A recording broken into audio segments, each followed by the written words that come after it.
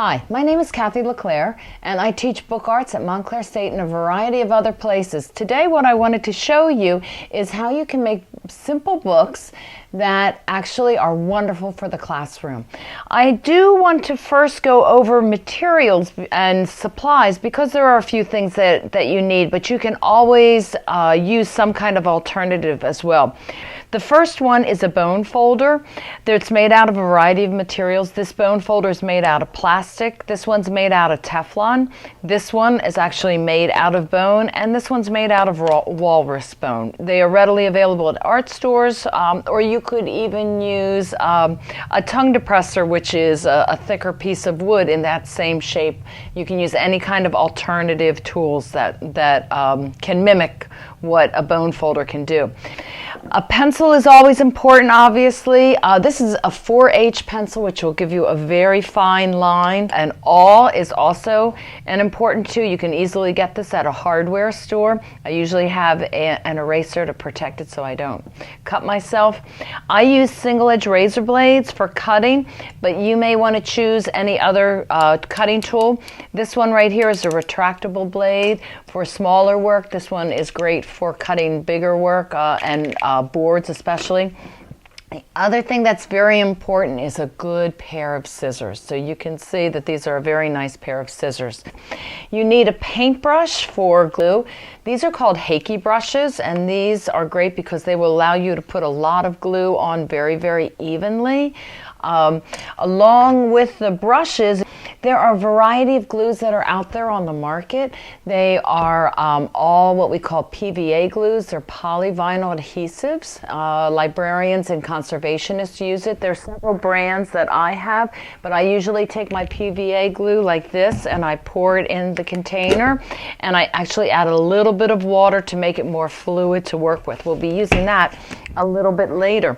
It's always good to have some wax paper available and paper towels for cleanup, and for your brushes, a container for water. You will see that the glue dries really very, very quickly, so if it's drying quickly on your book, it's drying quickly on your brush. So remember to try and put your brush in the water in between gluing.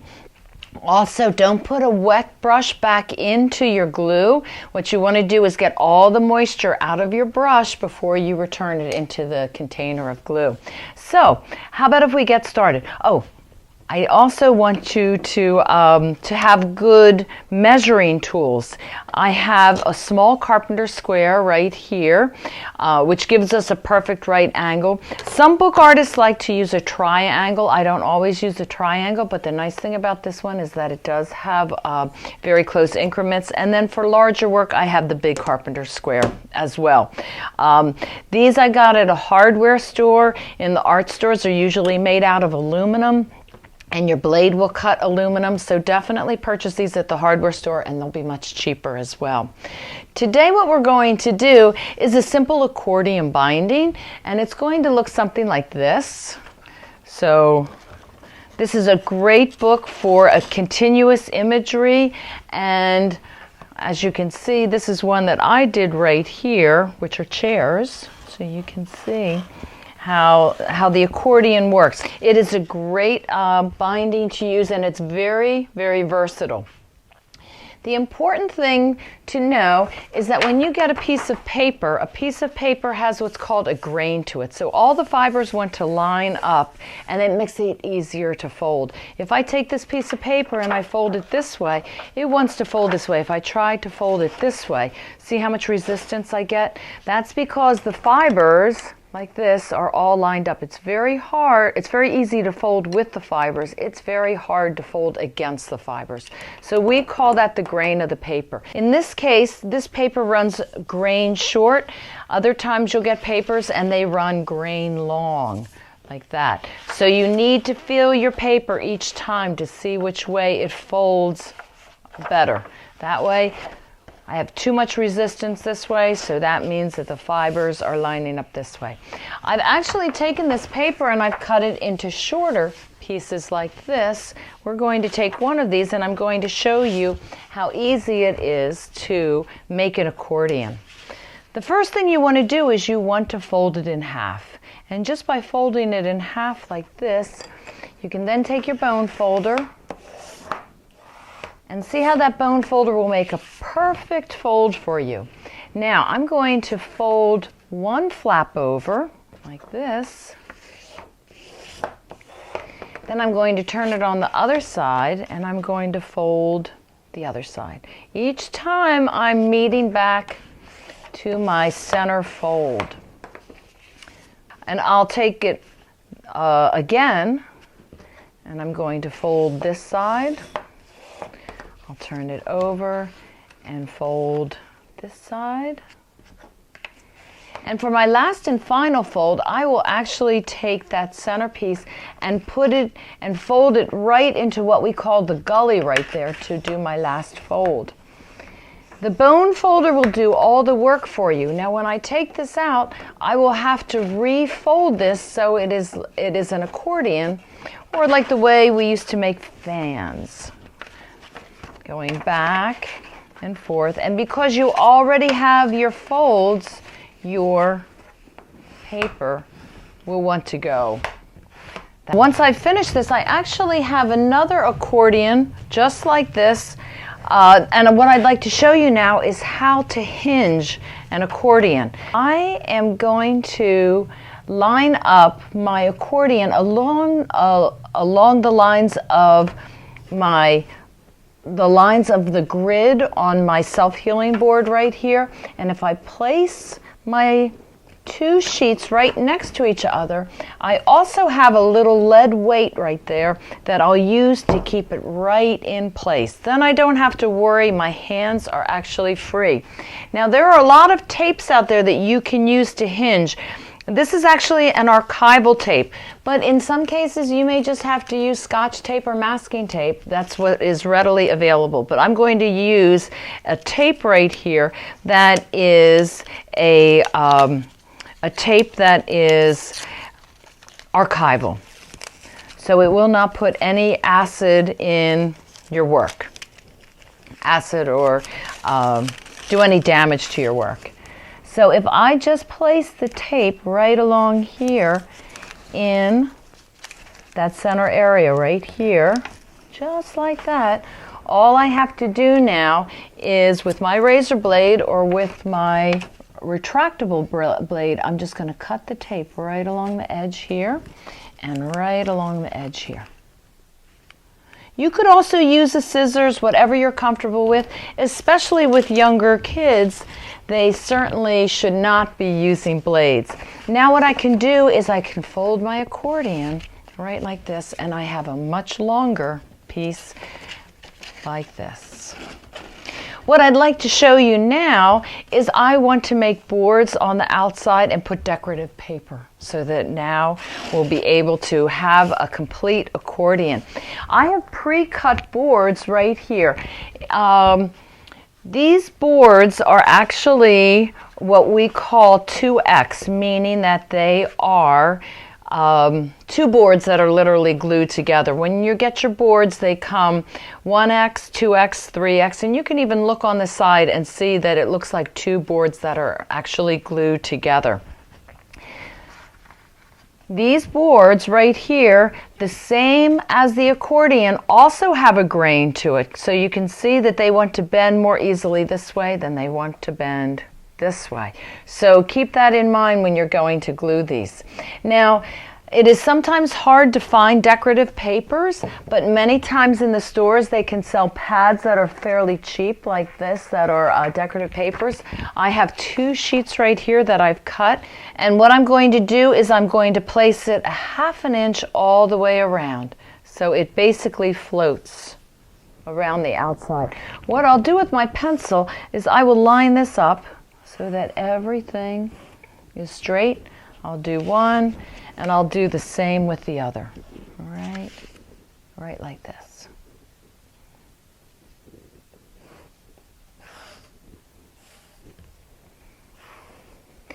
And now I'm ready to glue. I'll place my two boards right here along with my pencil, and I'm going to grab my glue right here. And since this is a smaller board, I'll probably use my smaller brush. When things are bigger, then you can move into your bigger brushes, and they come in all different sizes. The important thing is that when you put glue on your boards, you want to put them on very, very evenly. You don't want to have heavy areas of glue. Just spread that so that the glue is nice and even. Now, it will take a couple seconds for the glue to sit up and get tacky. But once you're putting the glue on, you will feel a little bit of resistance, and you'll be able to tell that the glue is now getting ready to be placed on the paper. So I'm centering that right here. What I'm going to do is I'm going to do this so that it is actually, we're going to do it 2 at a time. So I will take my second board right here and I'll put glue on it as well. The reason that I like to do this this way is that so there is always glue on my brush and always working, so I don't have to put my brush back in the water in between. I'd like to be able to do this so that when I finish, I can put my brush in the water after everything is complete. So now what I'm going to do is I'm going to put a dot of glue in each of these 4 corners. These aren't the greatest corners, but they are the easiest corners to make. And when you put a dot of glue in these corners, what it does is it softens the paper. So once I put the dots of glue right like that, I'm able to push with my thumb into the corner right here. And I'm going to do that on all 4 sides. Now it's important to remember when you make this corner that you make it so that it's a little square right there. Don't push in this direction, don't push in that direction. Really from your thumb, push right into the corner, right like that. And do that on all 4 sides. I'll do that to this one right here. You can see I'm just putting the little bits of glue in that corner, and while each corner is a little damp, it's softening the paper so that it will fold over very easily. Just like that.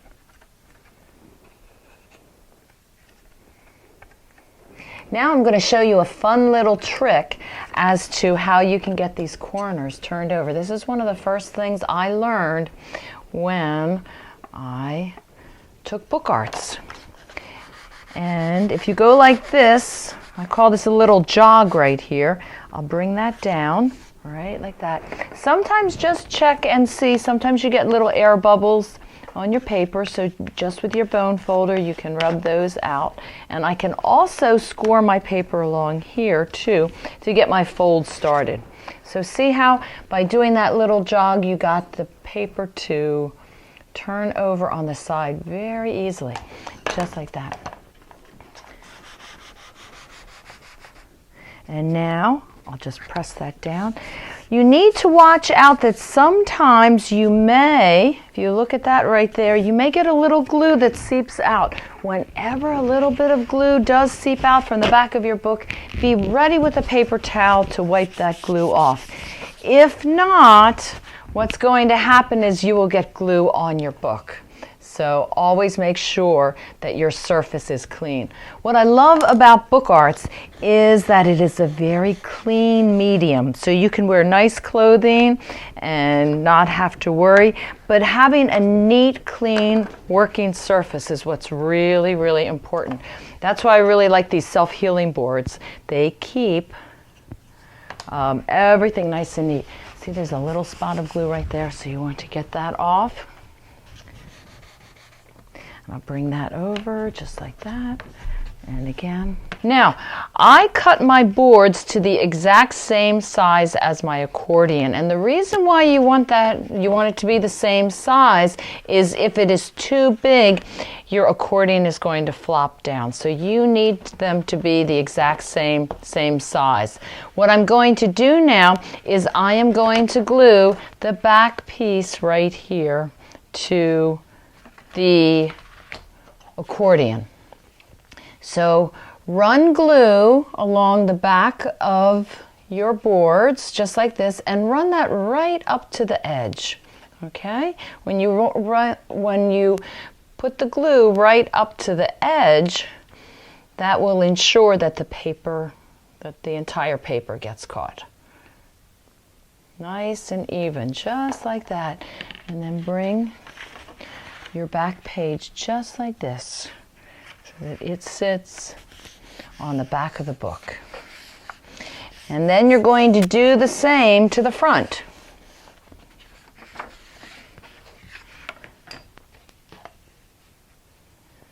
Again, nice even coating of glue, just like that.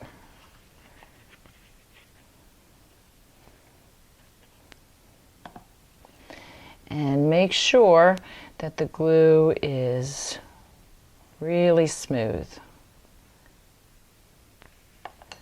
And I'll take the other side right here and I will glue that on. Just like that, right to size. Now the important thing to remember is even though you think you're finished, you are not completely finished. The reason is that there is a lot of moisture from the glue in your book. You need to protect your book from the ends, because the moisture will actually seep through and warp your book. So with a bit of wax paper, what you want to do, you want to place this in between the folds of the first and the last page.